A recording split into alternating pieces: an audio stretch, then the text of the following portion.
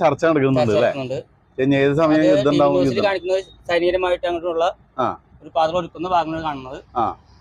അതിനെക്കുറിച്ച് അറിയാൻ വേണ്ടി അപ്പൊ നമ്മളൊരു സാധാരണ ഒരു മനുഷ്യൻ എന്ന നിലയ്ക്ക് നമുക്ക് ഒരു ആകാംക്ഷ അറിയാനുള്ള ആകാംക്ഷ, ഒരു ഇന്ത്യക്കാരൻ എന്നുള്ള നിലയ്ക്ക് എന്താണ് ഇപ്പൊ യുദ്ധം ഉണ്ടാവില്ലെന്ന് അല്ലേ? ആ ഒരു മനസ്സിലൊരു ആകാംക്ഷയുണ്ട്. അതങ്ങനെ മുഴുവൻ ഇന്ത്യക്കാരുടെ ഒരു മനസ്സാണ്. അങ്ങനെയാണ്. സൈനികര് കയറുന്നു പറയുന്നുണ്ട്, പാകിസ്ഥാൻകാര് കയറുന്നു പറയുന്നുണ്ട്, അങ്ങനെ പിടിച്ചു പറയുന്നുണ്ട്, ചൈനക്കാര് കയറുന്നു, പാകിസ്ഥാൻകാര് കയറുന്നു പറയുന്നുണ്ട്, പറയുന്നു കേൾക്കുന്നുണ്ട്. അപ്പൊ എന്താണ് സംഭവിക്കുക എന്നുള്ളൊരു ആകാംക്ഷ. ഓക്കെ, ഒന്ന് വളരെ നല്ല ചോദ്യം, എല്ലാ ഇന്ത്യക്കാരുള്ള ചോദ്യമാണ്. അതിന് ഉത്തരം പറയാം കേട്ടാ. നമ്മള് TV മാധ്യമങ്ങളില് ചർച്ച, പിന്നെ നമ്മുടെ രാഷ്ട്രീയ പാർട്ടികളുടെ നീക്കങ്ങള്, സംസാരീതികളെ കണ്ടു കഴിഞ്ഞാൽ ഒറ്റ നോട്ടത്തിൽ തന്നെ ഇപ്പൊ തന്നെ തിരിച്ചടി ഉണ്ടാവും, ഒരു യുദ്ധം ഉണ്ടാവും എന്നുള്ള ഒരു ധാരണയാണ് വരുന്നത്. പക്ഷേ ഇന്ത്യ ഭരിച്ചുകൊണ്ടിരിക്കുന്ന പ്രധാനമന്ത്രി നരേന്ദ്രമോദി എപ്പോഴും എടുത്തു ചാടി കാര്യങ്ങൾ ചെയ്യുന്ന ഒരു ടൈപ്പല്ല. വർത്തമാനത്തിൽ പലതും പറയുമെങ്കിലും വളരെ തന്ത്രത്തിലും ബുദ്ധിയിലും നീങ്ങുന്ന ഒരു വ്യക്തിയായിട്ടാണ് ഇത്രയും കാലത്തെ അനുഭവത്തിൽ മനസ്സിലായിട്ടുള്ളത്. അതുകൊണ്ട് അന്താരാഷ്ട്ര രംഗത്ത് പാകിസ്ഥാൻ എന്ന് പറഞ്ഞ രാജ്യം വെറും ഒരു വള്ളിനിക്കർ ഇട്ട് നിൽക്കുന്ന ഒരു രാജ്യമാണ് എന്നൊരു ധാരണ വരുത്തിയിട്ട് ലോകം മുഴുവനും അവർ വെറും ദരിദ്ര രാഷ്ട്രമാണെന്നും അവർക്ക് ഒന്നിനും കഴിവില്ല എന്നും അവർ വെറുതെ ചപ്പടാച്ചി അടിക്കാന്നും എന്ന രീതിയിലാക്കി അവരെ എല്ലാ അർത്ഥത്തിലും നാണം കെടുത്തുന്ന രീതിയിലുള്ളൊരു നീക്കമായിരിക്കും ഇന്ത്യയുടെ ഭാഗത്ത് നിന്നുണ്ടാവുക. സത്യത്തിൽ ചൈന ഇടപെടുന്നു, തുർക്കി പാകിസ്ഥാന് വേണ്ടി ഇടപെടുന്നു എന്നൊക്കെ പറയുന്നുണ്ട്.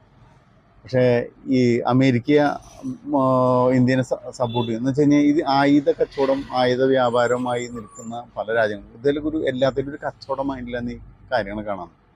ആത്മാർത്ഥമായിട്ടോ സത്യസന്ധമായിട്ടോ ആരും ഇത്തരം വിഷയങ്ങൾ യുദ്ധത്തിനൊന്നും ഇറങ്ങി പുറപ്പെടാനുള്ള ചാൻസ് ഇല്ല. അപ്പം ഇന്ത്യനെ സംബന്ധിച്ച് ഇന്ത്യ ലക്ഷ്യം വെക്കുന്നത് ആഗോള ഭീകരതയ്ക്ക് എതിരെ ശക്തമായ നിലപാടെടുത്ത് പാകിസ്ഥാൻ്റെ വികൃതമായ മുഖം ലോകത്തിന് മുന്നിൽ അവതരിപ്പിച്ച്, കാരണം അവരെ 100% എല്ലാ അർത്ഥത്തിലും എന്താ പറയുക, ഒരു ദരിദ്രരും ഗതി പിടിക്കാത്തവരും ഒന്നിനും കൊള്ളാത്തവരാണെന്നും വരുത്തി തീർക്കുന്നതിൻ്റെ ശ്രമമാണ് ഇന്ത്യയുടെ ഭാഗത്ത് നിന്ന് നടത്തിക്കൊണ്ടിരിക്കുന്നത്. അതുകൊണ്ട് ആരെങ്കിലുമൊക്കെ ഇടപെട്ട് എന്തെങ്കിലുമൊക്കെ ഒരു സെറ്റിൽമെൻ്റ് ആക്കി ഏതെങ്കിലും ഒരു പ്രത്യേക സ്ഥലത്ത് ഇന്ത്യ ഒരു ആക്രമണം കാര്യങ്ങൾ നടത്തിയാൽ തന്നെ അത് വലിയൊരു വിഷയമല്ലാത്ത രീതിയിലേക്ക് ഇത് അവസാനിപ്പിക്കാനാണ് സാധ്യത എന്നാണ് എനിക്ക് തോന്നുന്നത്. കാരണം ഇന്ത്യയുടെ സൈനിക ശക്തിനെ പാകിസ്ഥാൻ ഒരിക്കലും നേരിടാനായിട്ട് സാധിക്കില്ല, അത് പാകിസ്ഥാൻ അറിയാം. കാരണം അതുകൊണ്ടാണ് പാകിസ്ഥാൻ അണ്വായുധം പ്രയോഗിക്കുന്നതൊക്കെ പറയുന്നത്. പിന്നെ ചൈന പാകിസ്ഥാൻ പിന്തുണ പ്രഖ്യാപിക്കുന്ന പറഞ്ഞാൽ ഇന്ത്യനെ പരമാവധി ദുർബലപ്പെടുത്താൻ കിട്ടുന്ന മാക്സിമം അവസരം ചൈന ഉപയോഗിക്കും. പിന്നെ തുർക്കിയിലെ ഇൻട്രസ്റ്റ് എന്ന് പറഞ്ഞാൽ ഇസ്ലാമിക കാലിഫറ്റ് ലോകത്തിൽ നടപ്പിലാക്കാൻ ആഗ്രഹിക്കുന്ന ഒരു രാജ്യമാണ് തുർക്കി. തുർക്കിയിൽ തന്നെ ഗതിയില്ലാത്ത അവസ്ഥയിലാണ് എർദോഗാൻ നിൽക്കുന്നത്. അപ്പം അങ്ങനത്തെ ഒരു അവസ്ഥയിൽ എങ്ങനെയും എന്താ പറയുക, അയാൾക്ക് നിലനിൽക്കുന്നതിന് വേണ്ടി ശ്രദ്ധ പിടിച്ചു പറ്റുന്നതിനും ശ്രദ്ധ ആ വിഷയത്തിൽ നിന്നൊക്കെ മാറ്റുന്നതിന് വേണ്ടിയിട്ടാണ് തുർക്കിയുടെ പ്രസിഡന്റിൻ്റെ കളി. ചൈനയുടെ ലക്ഷ്യം എന്ന് പറഞ്ഞു കഴിഞ്ഞാൽ ചൈനയുടെ താല്പര്യം മാത്രം നോക്കിയുള്ളൊരു ഗെയിമാണ് കളിക്കാൻ. അതുകൊണ്ട് ഒരിക്കലും ഇതൊന്നും ശക്തമായ നേരിട്ടുള്ള അണുവായുധ യുദ്ധം എന്നുള്ള നിലയിലോ ഭീകരമായുള്ള യുദ്ധത്തിലേക്ക് പോകാനുള്ള സാധ്യതയില്ല. ചെറിയ തോതിലുള്ള എന്തെങ്കിലും ഒരു അഡ്ജസ്റ്റ്മെൻറ്റിൽ പ്രശ്നങ്ങൾ അവസാനിക്കും.